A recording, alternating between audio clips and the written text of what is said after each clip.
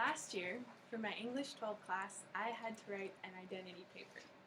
And this paper was to show my identity as a Christian and help me reveal what the concept meant for myself. And so for this paper, I had to do a lot of research because it was a research paper. And one of the books I read is called Everybody's Normal Until You Get to Know Them. And, sorry, Desiree. Anyways, this was an amazing book. It's written by John Ortberg. He's a really good author. Any of his other books are good too. And one concept in the book that really stood out to me is called the Fellowship of the Mat. And he starts out the chapter by telling the story of a man. This man had everything going wrong for him. He was crippled, and so he couldn't walk anywhere. He couldn't have a job or a family or anything. And he was basically destined to live the rest of his life as a beggar. But this man had one thing going well for him. He had great friends. This man was in one of the killer small groups of all time. And his friends were willing to do anything for him. And they heard that there was a guy that could heal their friend. And so they took their friend and they tried to get him to the guy that could heal him, which was Jesus. But they couldn't get him inside because it was too crowded. And so they carried him up to the roof, and they pretty much punched a hole in the roof and lowered him through the hole right by Jesus so that he could be healed. And throughout the whole story, he brings out the analogy of having a mat. And a mat is something that hinders you from being completely vulnerable, from trusting others with your insufficiencies.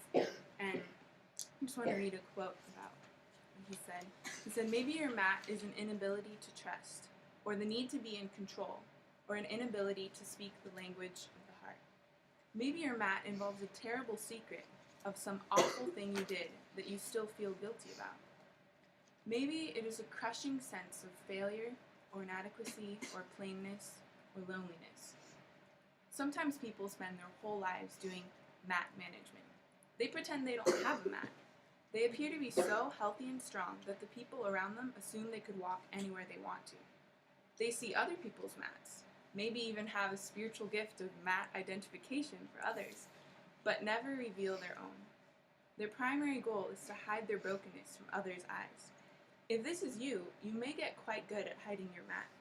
You may convince everyone of your strength and competence, but you will not live in community. And that's kind of the whole focus of the book right there, living in community and having a strong, supportive community of friends.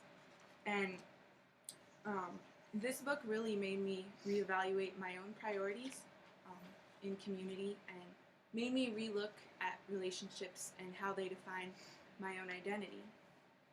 And this book, you can find it on Amazon or in most Christian bookstores. There's a Berean Christian bookstore in Sacramento. You can find it there too.